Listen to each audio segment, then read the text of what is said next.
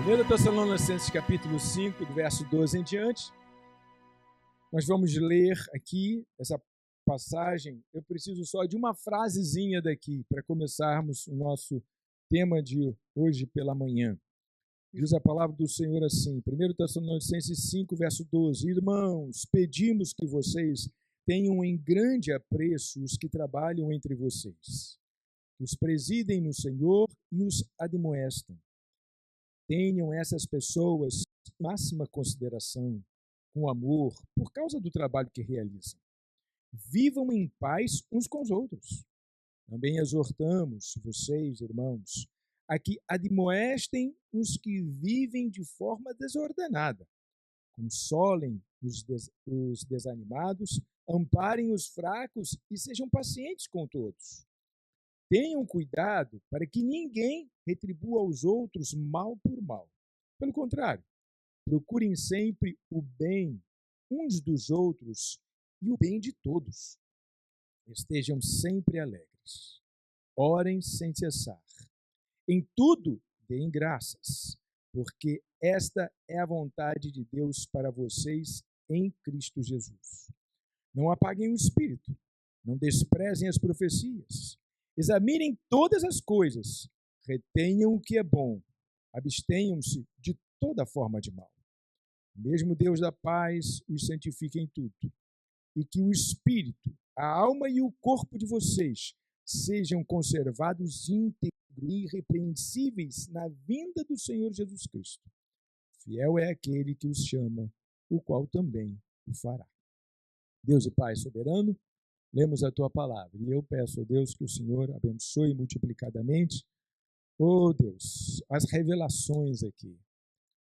Muito bem, queridos irmãos, toda essa leitura, uma leitura onde Paulo nos finalmente fala com os irmãos de Tessalônica, toda essa leitura é para capturar 3 frases, onde hoje eu vou ficar apenas em uma delas, que é o versículo 17. Orem sem cessar. Ele está falando sobre a vida da igreja, ele está falando sobre a vida dos filhos, a vida da comunidade. Como é que deve ser a vida comunitária?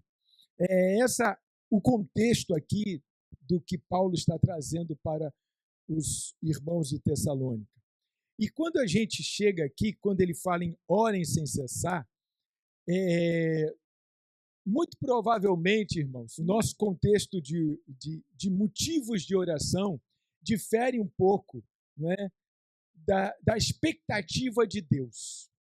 Muito provavelmente também o contexto de oração dessas pessoas de Tessalônica é muito parecido com o nosso. Também diferiam, porque no momento em que orem sem cessar é uma frase necessária para definir a vida comunitária da igreja, para definir a vida comunitária dos que estão juntos, então a gente tem que começar a pensar assim, gente, será que orem sem cessar reprova a minha forma de orar? O que quer dizer orar sem cessar? Porque tem uma hora que a gente está no ônibus, que a gente está na condução, que a gente está trabalhando, que a gente está na fábrica, que a gente está em algum lugar. Tem uma hora que você está em diversas situações. E tem uma hora que você também está zangado, e tem uma hora que você está aborrecido, e tem uma hora que você está cansado, está morto de cansado. Ontem eu falei para Mônica, você não vai em reunião de casais? Eu falei, meu Deus, eu não estou... Mônica está lá com o RN, eu falei, Mônica, o filho é da Tamires, tá? Não vai roubar o filho dela, por favor. Ela está numa dedicação ali, fora do comum, mas com certeza, é porque também está operada e está muito limitada em fazer as coisas. E aí tem que ter uma outra pessoa para fazer as coisas. E ela, a Mônica, está lá, tem uma outra pessoa lá ajudando, mas com o neném, a mãe, de fato, meu Deus do céu, ela fica muito absorvida pela maternagem, principalmente a maternagem inicial. Aquele primeiro momento da maternagem é um momento da mãe. Não tem outra. E tem hora que o bebê não quer outra coisa a não ser a mãe. E não tem como explicar para ele, sua mãe já vem, sua mãe já vai ficar chorando, vai ficar chorando. vai ficar chorando. Então, a mãe tem que estar ali, pendurada no bebê e o bebê pendurado na mãe. Um pendurado no outro, não tem esse negócio. Então, ela está lá nessa missão e falou assim, não, vai, você vai sozinho, fala que eu estou ocupada aqui, mas eu acho que isso vai durar o quê? Uns 15 dias, né? Quando já estiver podendo fazer todos os exercícios, né? Levantar, baixar, andar, descer e subir escada sem sentir dor, né? A casa dela tem uma escada também, para atrapalhar um pouquinho a história. Então, queridos irmãos, com as nossas exceções, né? Com as exceções, né? Como é que uma pessoa dessa vai orar sem cessar, né? Está tão focada ali, está tão preocupada ali, está tão ligada, que esse orar sem cessar parece uma coisa assim, eu tenho que ter tempo para oração, eu tenho que ter tempo para ajoelhar, eu tenho que ter tempo. É o que faz eco no meu ouvido e na minha percepção, é que eu tenho que ter tempo, e atualmente eu estou muito preocupado com essa atividade, com aquela outra atividade, com muitas atividades que eu estou, e cadê o tempo de orar? Não tenho tempo de orar. Então, orar sem cessar é uma reflexão que a gente precisa fazer. Nos outros domingos eu vou falar sobre a alegria e dar graças, mas hoje eu vou falar sobre orar sem cessar. Estejam sempre alegres, né? E fala, estejam sempre alegres, orem sem cessar e deem graças, porque esta é a vontade de Deus. Então, orem sem cessar. O que está querendo dizer como orar sem cessar? Vamos então, irmãos, abrir nossa Bíblia em Mateus, no capítulo 6, porque lá Jesus ensinou a orar. Você quer ver um texto melhor do que esse? Ensinou o ensinamento da oração. Só que eu não vou pegar da parte do Pai Nosso, não. Vou pegar antes do Pai Nosso, no verso de número 5. Eu podia até pegar do verso 1 em diante, mas o verso 5 já está bom. As palavras de Jesus sobre oração.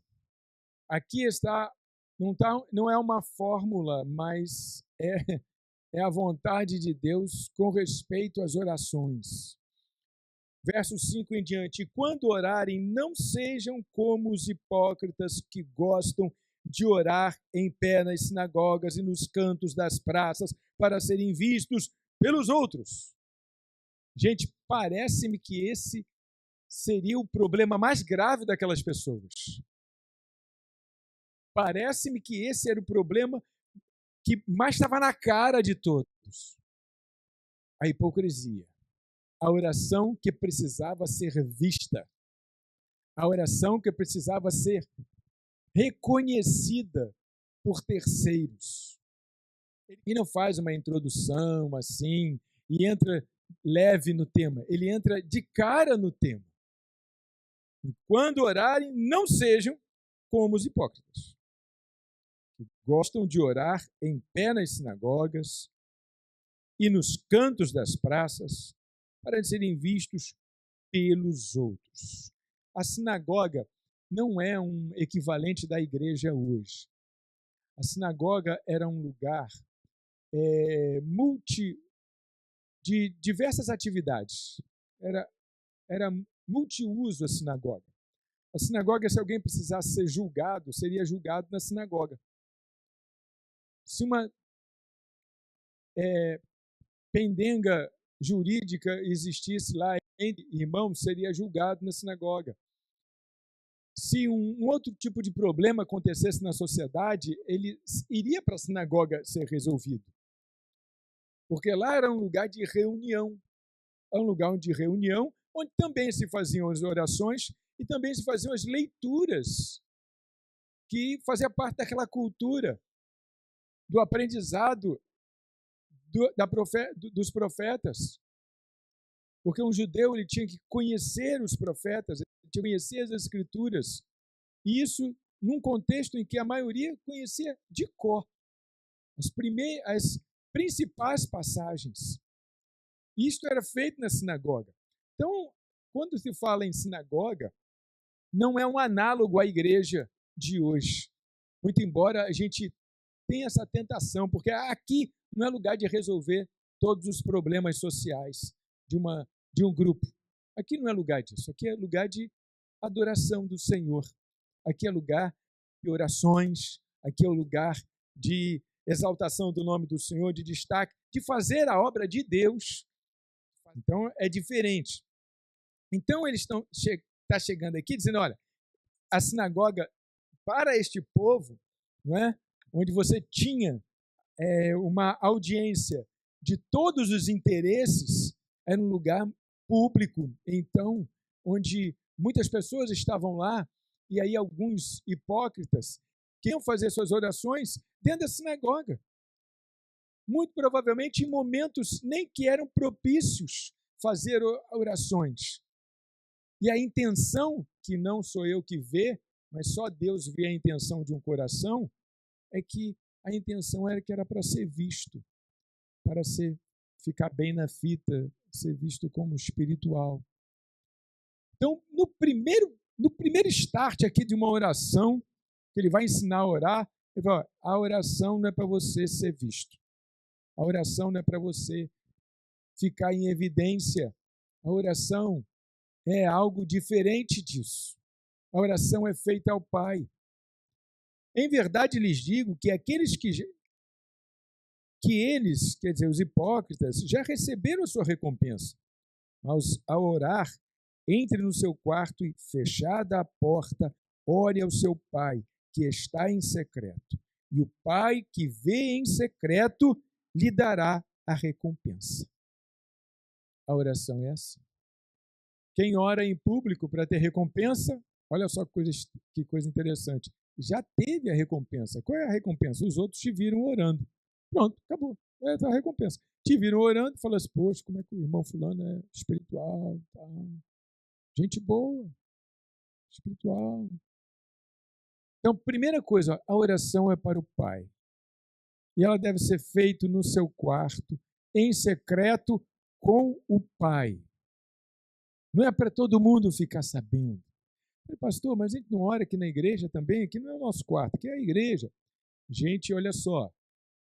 Jesus, naquela ocasião da entrada triunfal em Jerusalém, chegou diante do templo e, ao reprovar o que estavam fazendo ali na porta do templo, ele disse, a casa do meu pai será chamada casa de oração para todas as nações. Olha só, a definição da casa do pai estava diante do templo. Aqui é o lugar onde se fala com Deus, o lugar próprio, o lugar onde as pessoas que vêm, elas vêm para ter um encontro com Deus, falar com Deus, olhar para Deus, abrir o coração para Deus, porque não existe como se relacionar com Deus senão através de oração. Oração é um instrumento que faz a gente se ligar ao céu. A casa do meu pai será chamada de casa de oração para todas as nações, para todos os povos. Algumas traduções falam nações, outras falam povos.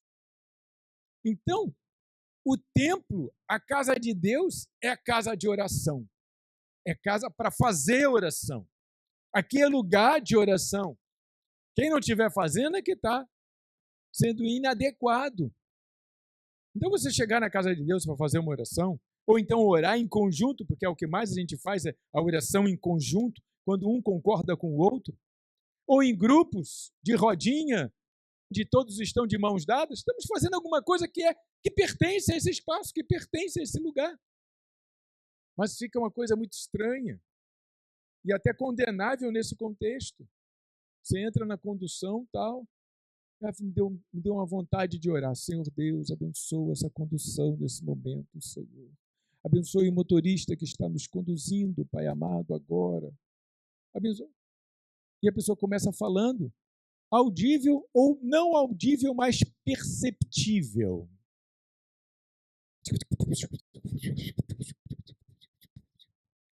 Eu já vi essa cena. Perceptível. Então, Jesus está reprovando a prática da oração para os outros verem. A oração é para o Pai ver. Deve existir na igreja, lógico, porque ele disse que a casa do seu Pai seria chamada de casa de oração para todos os povos. Olha só, ele deu o nome à denominação, que tem uma denominação com esse nome, né? Casa de oração. Falei, que nome mais legal para uma igreja, né? Igreja, casa de oração. Foi assim que Deus definiu, né? Que Jesus definiu a casa do Pai. Mas ele continua, e orando, não usem vãs repetições, como os gentios, porque eles pensam que por muito falar serão ouvidos. Vãs repetições. Mas olha, presta atenção. Quando Paulo chega e fala assim, orai sem cessar, como você vai orar sem cessar? Sem repetir alguma coisa, né? Parece que os dois momentos não se concordam, não são harmônicos, essas duas ideias. Mas Jesus fala das vãs repetições no sentido de um protocolo decorado que precisa acontecer, né? Quase que condenando uma liturgia de tradição. Quase que condenando. A liturgia é importante, precisa haver um protocolo, mas a partir do momento que aquelas palavras já não dizem quase nada para você, porque de tanto falar, aquilo fica muito automático. Fica muito automático, razão pela qual nós reconhecemos a oração do Pai Nosso como modelo de oração, mas não a fazemos em público em todas as reuniões. Lá uma vez ou outra a gente faz simbolicamente no casamento, mas olha só, é um momento simbólico. É um momento simbólico que se um dia também eu chegar aqui, gente, vamos fazer a oração do Pai Nosso, podemos fazer isso, mas é um momento simbólico, não que aquelas palavras tenham uma mágica envolvida nelas, para fazer alguma coisa acontecer. E aí então ele diz assim, né? Não usem as vãs repetições, não sejam, portanto, como eles, porque o Pai de vocês sabe o que vocês precisam antes. Ai, Jesus, o Pai de vocês sabem do que vocês precisam antes de vocês falarem. Gente, olha como Deus é zeloso por nós. Olha como Deus é fantasticamente zeloso por você. Está precisando de um emprego melhor, de um upgrade lá na sua empresa, está precisando. Deus sabe disso. Ele sabe disso. Está precisando passar no concurso, está precisando fazer uma obra na sua casa, e aí precisa de mais recurso, comprou o tijolo, não tem dinheiro para o cimento, você precisa dessas coisas, Deus sabe disso, olha, Ele sabe disso. Gente, há muitos e muitos anos, quando eu aprendi essa lição, o que eu não tenho é o que eu não preciso, porque no dia que eu precisar, Deus, Ele atende às necessidades dos seus filhos por amor. Então, o que eu não tenho, eu também não preciso. Olha, quando eu passei a ver a vida desta forma, porque ela faz muito sentido com o que eu estou lendo aqui. Se Ele sabe todas as coisas, e eu não tenho. Então é Ele que pensa que eu não preciso. Eu penso até que preciso, mas me conformo com o saber divino. Porque se eu não tenho, eu não preciso. Porque no dia que precisar, vai ter. No dia que precisar, vai chegar. Vai ser hora. Gente, olha que pensamento tremendo. Que coisa fantástica é você viver na dependência do Senhor.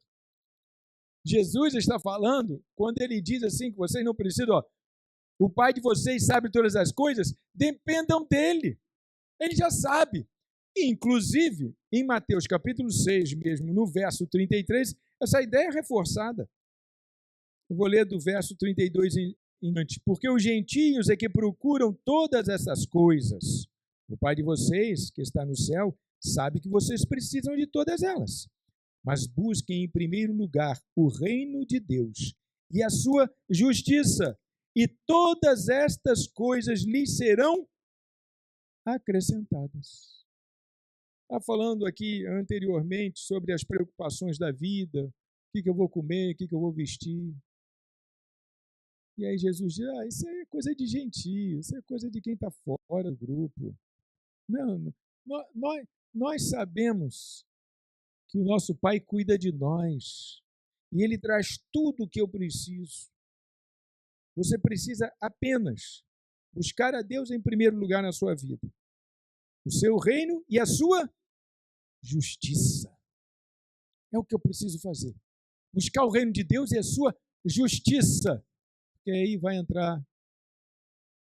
ter pedido na fábrica, vai entrar gente na loja, o patrão vai chamar você e vai dizer assim: eu vou te dar um aumento, ou então, não vou te dar um aumento não, você vai ser despedido porque você está produzindo pouco.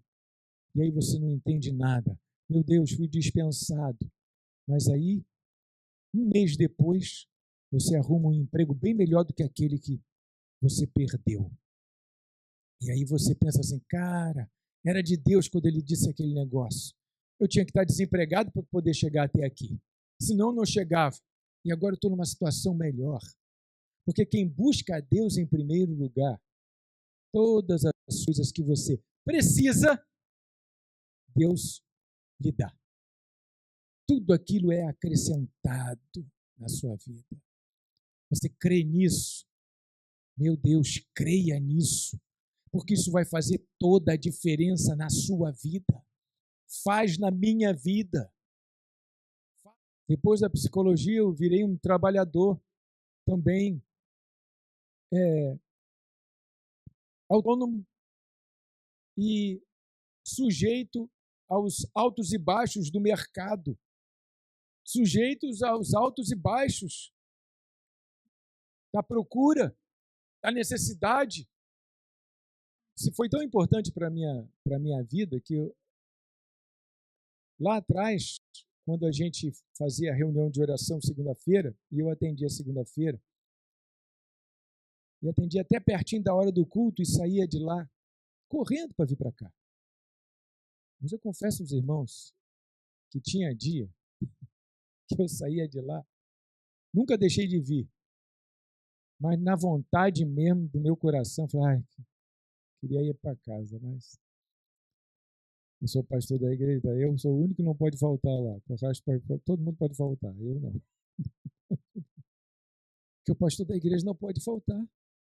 Então eu vinha, doido, com vontade de dormir, porque eu acordo muito cedo. Um dia muito estressante, segunda-feira.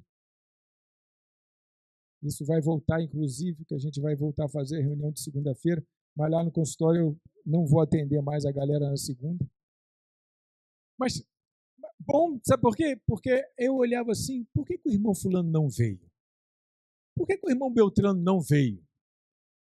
E eu lembrava dos dias que eu saí do meu trabalho e tinha vontade de passar direto e ir para casa.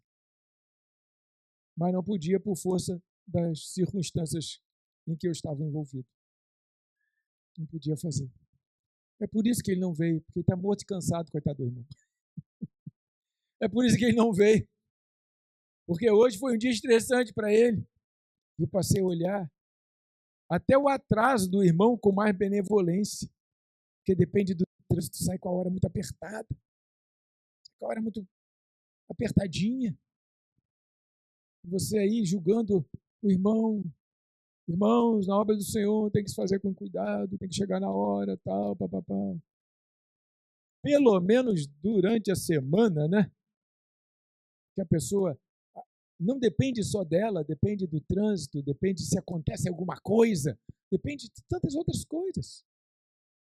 Do horário que ela sai. Então, queridos irmãos, Deus sabe do que nós precisamos.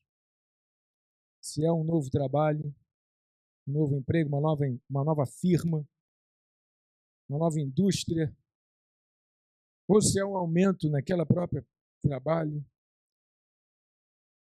Aí, Jesus vai resumir com o modelinho do Pai Nosso. E observe o modelinho do Pai Nosso. O modelo que o Pai Nosso nos traz de oração. Primeiro, uma exaltação ao nome do Pai. Pai nosso que estás no céu, santificado seja o teu nome. Quer dizer, o nome de Deus glorificado. Venha ao teu reino, primeiro pedido. O primeiro pedido é para que o reino dele venha e aconteça tudo conforme a sua própria vontade. Gente, sinceramente, as orações de muitos falam muito mais da vontade da pessoa do que a vontade de Deus. É a oração para passar no concurso, é a oração, pastor, tem oração para ser curado, oração para ficar melhor na fita lá no trabalho, ter um aumento, é oração. Qual é o seu pedido de oração? Meu pedido de oração é para fazer isso, meu pedido de oração é para fazer isso. Mas se você observar, só tem um lugar onde tem um pedido especificamente para nós. O pão nosso cada dia, dá-nos hoje. E assim mesmo, é só para resolver o problema de hoje. Nenhuma ansiedade tem aqui para resolver o problema de amanhã. Eu nem sei se eu almoço amanhã. Você sabe se você almoça amanhã? Você está preocupado com o dia de amanhã? Eu não sei nem se tem almoço para mim amanhã. Porque quem vai para debaixo da terra não almoça. Então hoje eu estou vivo, eu preciso almoçar hoje. Eu preciso almoçar hoje. O pão nosso de cada dia, dai-nos hoje. Todo dia. Pode pedir o pão de cada dia. Pão de cada dia, irmãos, olha que... Se isso aqui está no modelo de oração, pão são as coisas básicas daquele dia. Deus não ensinou ninguém a orar pela ostentação, pelos desejos mirabolantes que a gente tem, porque a gente tem muitos desejos mirabolantes, né? Tem um desejo mirabolante, não tem problema. Cave-o com as suas mãos. Porque Deus vai lhe dar o pão todos os dias. Pastor, eu tenho um sonho. Realize o seu sonho. Qual o problema de realizar um sonho? Não vejo nenhum problema em realizar um sonho. Eu tenho muitos. Faça-o com as suas mãos. Agora, na hora da oração, o pão nosso de cada dia, dá-nos hoje. Peça o mínimo, peça o simples. Porque Deus sabe do que você precisa. Deus conhece o que você precisa. Deus sabe do que é. Ele vai te dar o que você precisa. Então venha o teu reino, seja feita a tua vontade, assim na terra como no céu. A gente quer que a nossa vontade seja feita. O pão dá-nos hoje. O pão. Agora, perdoa as nossas dívidas. Interessante. Jesus, o perdão da minha dívida. Irmãos, eu tenho dívida todo dia. Em algum momento, fiquei em dívida com alguém. Perdoa as nossas dívidas, assim como nós temos perdoado aos nossos. Você sabe que tem gente que tem a fantasia que as pessoas erram com ela e ela não erra com ninguém? Existe essa fantasia. Erraram com você? Qual o problema disso? Você também erra com os outros. Você também erra com os outros. Eu também erro com os outros. Então a minha vida, a minha reflexão que eu tenho que fazer é a seguinte reflexão. Eu tenho que estar muito preocupado em perdoar quem erra comigo pelo seguinte motivo. Porque eu erro com os outros. Então perdoa. Jesus disse, olha, peçam perdão pelas dívidas de vocês, mas porque vocês estão preocupados com quem deve a vocês. Perdoa as nossas dívidas, mas isso é condicional. Assim como nós temos perdoado aos nossos devedores. Você quer receber perdão de Deus? Vai ter que viver perdoando quem erra contigo. Senão, não vai ter perdão de Deus. É o que ele está dizendo. Você quer perdão, né? Pisou na bola, né? Pisou na bola e quer perdão, né? Você está perdoando os outros que erram com você? Ou você tem a fantasia que você não erra? E não nos deixe. Outro pedido assim, que não tem nada a ver com a vida material, mas tudo a ver com a vida espiritual. E não nos deixes cair em tentação. Tentação, irmãos, bate todo dia a porta. Se eu pedir para levantar a mão aqui, quem hoje ainda não foi tentado, ninguém vai levantar a mão, porque com certeza um pensamento maligno já passou pela sua cabeça hoje. Hoje, domingo, de manhã. Pastor, mas eu estou até em jejum, não vai ter passado. Passou, irmão. Passou. Porque a gente está tão acostumado em errar que alguns de nós erram e nem sente que errou. Alguns de nós erram e nem... Às vezes eu erro e nem sinto que errei. A Mônica que me avisa, tu errou, hein? Ela é o meu termômetro, que fica me avisando quando eu piso na bola. Ela é o meu termômetro. Tu errou, não devia ter falado assim, tu não devia ter feito isso. Não devia ter falado assim, eu já escutei tantas vezes, meu Deus do céu. Falei, você acha que eu errei nisso? Eu acho, aí eu tento assim, né, entender o que aconteceu, por que foi daquele jeito, porque às vezes a gente erra e nem percebe, precisa do outro para dizer que tu errou. Precisa do outro para dizer, tu errou. Pisou aí. Agora, se eu quero perdão, eu tenho que perdoar também. E agora, pecado, a gente está no pecado, né? E não nos deixe cair em tentação, mas livra-nos do mal. Gente, você sabe aquela dona de casa que tem uma filha com 12 anos e ela vai precisar ir à feira e vai deixar a menina em casa. Só que a panela está no fogo e era só desligar quando a água baixar. Ela vai deixar por conta da menina que tem 12 anos, já tem que aprender a desligar uma panela no fogo, né? Já era para saber disso. Aí o que ela vai fazer antes de sair? E não esquece a panela no fogo, tá? Ela não vai dizer até logo, fica com Deus, tá? E não esquece a panela no fogo, tá?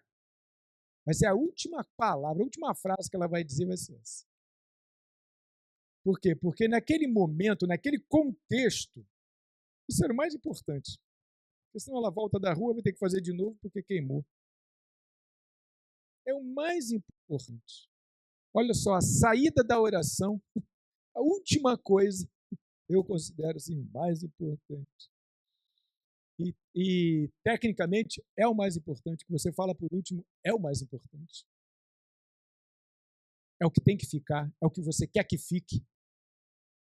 Não nos deixes cair em tentação, porque ela bate todo dia, ela vem todo dia, ela quer desviar você do caminho todo dia.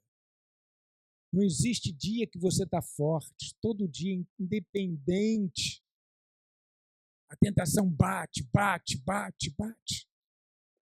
Então, para a gente terminar, e aqui termina o último pedido da oração, no verso 13, pois teu é o reino, o poder e a glória, é a conclusão, para sempre, amém. O que é orar sem cessar? É você estar de uma forma muito discreta, sem que as pessoas percebam, na presença do Senhor o dia todo. Não é o joelho no chão na igreja, não está falando do joelho no chão na igreja, não está falando da reunião de oração que a gente faz na igreja, não está falando disso, está falando do dia inteiro na presença de Deus, reconhecendo o Senhor nos seus caminhos. Olha, isso aconteceu, mas Deus está no comando, Deus sabe todas as coisas. Pronto, acabou de orar. É o caso do crente que está dirigindo o carro.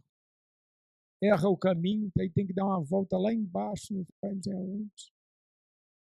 Mas aí ele diz assim, é livramento. Foi Deus que quis que eu errasse para não passar por um lugar assim.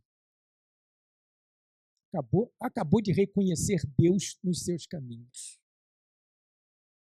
Aconteceu porque tinha que acontecer. Deus sabe todas as coisas. Acabou de reconhecer Deus nos seus caminhos. Fiquem sempre em oração. Vejam o que o Senhor está fazendo. Porque esse relacionamento vertical, ele precisa ser constante. Não pode ter um momento que eu vou falar com Deus. Eu tenho que estar falando com Deus o dia todo, sem cessar. E aí eu vou dar graças a Deus, porque o Uber chegou rápido, graças a Deus.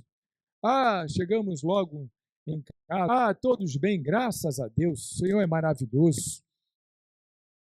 Graças a Deus. Reconheça o Senhor nos teus caminhos.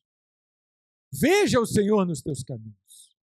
Observe o Senhor nos teus caminhos. Orai sem cessar. Está sempre falando com Ele. Sempre agradecendo. Sempre vendo Deus abrindo portas. Fechando também. Gente, para Deus não sei nada. Deus é que sabe todas as coisas. Quando eu vim para cá, há 38 anos vai fazer, né? Atrás, eu não vinha para cá. Ficou tudo certo de eu ir para Paracambi. No dia de vir para cá, no dia de ir para Paracambi, Zezé chegou para mim e perguntou: quer trocar Paracambi por Queimados? E aí deu os livros dele lá. Eu falei para ele: Zezé, tudo bem, você quer trocar? Porque quando eram 4 trabalhos que o bispo Rubens iria abrir, e ele chegou para a gente, falou dos 4 trabalhos e disse que a gente escolhesse em qual missão cada um seria inserido. Deixou para a gente escolher. E eu escolhi, eu falei para eles: olha, eu vou para o lugar que sobrar. Onde sobrar, vocês escolham entre vocês. Se o que sobrar é para onde eu vou. E Paracambi tinha sobrado. Então eu ia para Paracambi. Fiquei 2 meses orando por Paracambi. Lendo histórias de Paracambi. Querendo saber como é que a cidade foi levantada. Sonhando com Paracambi. Na época eu sonhava de ter uma rádio. A igreja vai ter uma rádio lá em Paracambi. Olha só. No dia de ir, no dia de eu ser apresentado à igreja de Paracambi, os irmãozinhos de Paracambi que iam abrir as portas para a igreja, nesse dia, Zezé chegou e perguntou: você quer trocar Paracambi por Queimados? Eu falei: cara, eu escolhi ir para onde sobra, o que está sobrando. Agora você quer Paracambi e Queimados está sobrando? Então eu vou para Queimados. Escolhi bem a beça, né, irmãos? Gente, eu falei: cara, o único lugar que já tinha um terreno comprado. Que sorte, que sorte. Você imaginaria que esse lugar ia sobrar? Você imaginaria que Queimados iria sobrar? O único lugar que tinha terreno comprado já pela igreja. O resto ainda ia ter que comprar terreno. Eu falei: eu vou para onde sobrar. Fantástica a provisão de Deus. Não era um terreninho, era um senhor terreno. E eu disse: não vou escolher esse negócio não, porque Deus é que sabe de todas as coisas. Eu não sei de nada. E foi assim que eu acabei vindo parar aqui. Confesso a vocês que no dia que Zezé falou isso, eu falei: caramba, ia ser assim? Mas tudo bem, então tá. Aí nesse dia a gente foi a Paracambi, mas aí quem deu a palavra foi ele, já não fui eu. Se apresentou como o responsável, tal. Depois o bispo Rubens foi lá, fundou o trabalho. Deus é que sabe de todas as coisas, irmãos. Não somos nós. E a nossa oração deve ser: seja feita a tua vontade, assim na terra como no céu. Aconteceu? Amém. Aconteceu, está acontecido. Deus sabe, não sei de nada. Deus para mim é o Pai. Eu sou a criança. Você sabe muito bem o que é melhor para o seu filho, né? E ele sabe disso? Ele não sabe. Daniel está aqui, que não me deixa mentir. Com 15 anos, ele ainda não sabia o que era melhor para a vida dele. E eu tinha que dizer para ele, com 15 anos, porque estava na adolescência ainda. Mas eu juro para você, ele sabia que sabia. Meu pai não sabe nada mesmo. Mas eu vou acreditar nele porque não tem outro jeito aqui. Que em casa não tem outro jeito, tem que acreditar nele. Mas ele agora tem um pedacinho de gente desse tamanho assim. Com 3 anos, ele agora está vivendo o que eu vivi com ele lá.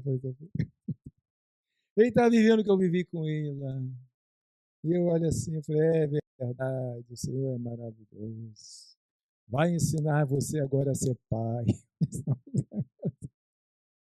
E o Senhor vai ensinando em cada fase, em cada momento. O Senhor vai ensinando, e a gente vai aprendendo. Vamos ficar de pé. Deus e Pai amado, soberano Senhor.